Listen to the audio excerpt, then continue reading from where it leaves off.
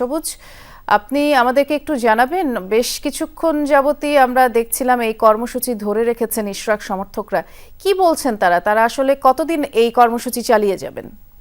শ্রীলঙ্কা আবারও রপ্তানিতে শীর্ষে। বৃষ্টি, মূলত এই কর্মসূচিটি গতকালকে থেকেই, অর্থাৎ ইশরাতের যে শপথ, সেই শপথের জায়গা থেকে নতুন আরেকটি ইস্যু যোগ হয়েছে। সেটি প্রধান বর্তমান সরকারের যে দুই উপদেষ্টা আসিফ মাহমুদ সজীব ভুইয়া, যিনি স্থানীয় সরকার মন্ত্রণালয়ের দায়িত্বে রয়েছেন, এবং এর পাশাপাশি এই ছাত্রদের প্রতিনিধি হিসাবে সরকারে আরেকজন উপদেষ্টা হিসাবে আছেন মাহফুজ আলম। এই দুই উপদেষ্টার পদত্যাগ দাবি করেছেন। এটি গতকালকে ইশরাক দাবি করেছেন।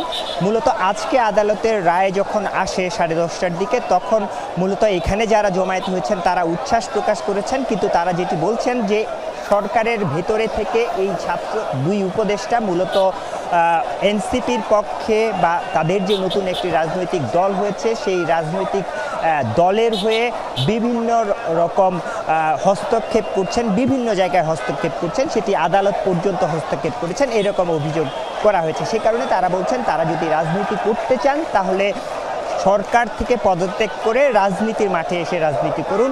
মূলত সেই জায়গা থেকে তারা বলছেন যে এখানে শুধু যে মেয়রের শপথের ইস্যুটি, সেই ইস্যুতে এখন আটকে নেই। এখন তারা বলছেন যে যতক্ষণ পর্যন্ত এই দুই উপদেষ্টার পদত্যাগ না করবেন ততক্ষণ পর্যন্ত তাদের এই অবস্থান কর্মসূচি চলতে থাকবে। এবং পাশাপাশি যেহেতু এই সরকারের অধীনে, অর্থাৎ যেহেতু ছাত্র উপদেষ্টা যেই দুইজনের কথা বলা হচ্ছে তারা একটি রাজনৈতিক দলের হয়ে কাজ করছেন, এরকম একটি অভিযোগ করছেন, সেই কারণে বলছেন যে তারা যদি সরকারে থাকে তাহলে সুষ্ঠু নির্বাচন সম্ভব নয়।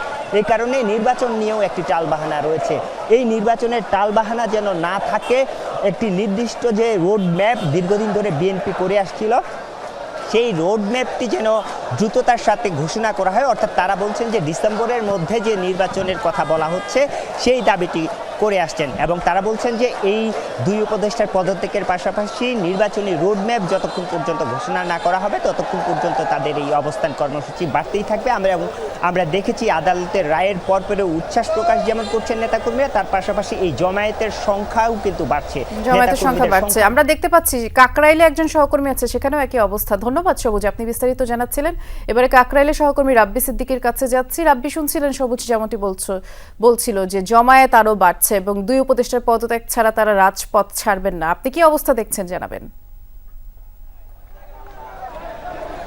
হ্যাঁ বৃষ্টি, আসলে বৃষ্টি উপেক্ষা করেই সকাল থেকে ইশরাক হোসেনের যারা কর্মী আছেন, সমর্থক আছেন, তারা এখানে জমায়েত হয়েছেন এবং তাদের এখন একটাই দাবি যে দ্রুত শপথ পড়াতে হবে। সেই সাথে এই শপথ নিয়ে যে ষড়যন্ত্র হয়েছিল বলে তারা দাবি করছেন, অভিযোগ করছেন, সেই ষড়যন্ত্রকারীদেরকে পদত্যাগ করতে হবে। তার মানে তারা পরিষ্কার করে বলছেন যে ছাত্র প্রতিনিধি যে দুই উপদেষ্টা আছেন সেই দুই উপদেষ্টাকে পদত্যাগ করতে হবে এবং সে পর্যন্ত তারা কিন্তু রাজপথে এভাবেই অবস্থান নিয়ে থাকবেন। নেতাকর্মীরা কিন্তু আসছেন এবং যত সময় বাড়ছে বৃষ্টি, ততই কিন্তু নেতাকর্মীদের উপস্থিতি কিন্তু বাড়ছে এবং তাদের এই অবস্থান এখানে গতকাল সারা রাত ছিল এবং আজকে সকাল থেকে মুষলধারে কয়েক ঘন্টা বৃষ্টি হয়েছে। সেই বৃষ্টির মধ্যেও তারা তাদের যে দাবি, সেই দাবির পক্ষে তারা অবস্থান নিয়েছিলেন এবং যখন ঘোষণাটি এলো, হাইকোর্ট যখন বলল যে মেয়র হিসাবে তার শপথ নিতে কোনো বাধা নেই, তখন তারা উচ্ছ্বাস প্রকাশ করলো। কিন্তু তারপরও তারা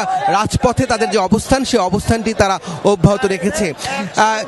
বৃষ্টি, বলতে চাই যে আসলে এই মঞ্চে আসবেন ইশরাক হোসেন এবং তিনি গতকাল রাতভর ছিলেন এবং তিনি এসে নেতাকর্মীদের যে বার্তা দিবেন সেই বার্তা নিয়েই কিন্তু আন্দোলনের পরবর্তী যে কর্মসূচি, সেই কর্মসূচিটি কিন্তু জানা যাবে। এখন পর্যন্ত এখানে বিক্ষিপ্তভাবে কেউ বলছেন দুই উপদেষ্টার পদত্যাগ, কেউ বলছেন নেতার শপথ, এবং এই যে বিক্ষিপ্ত দাবি, সেই দাবিটি কনক্রিট আকারে আরো কিছু সময় গেলে হয়তো আমরা বলতে পারবো। অবস্থান গণজমা নিশ্চয়ই তাই, তখন আবার আপনার মাধ্যমে দর্শকদের জানাবো। ধন্যবাদ রাব্বি।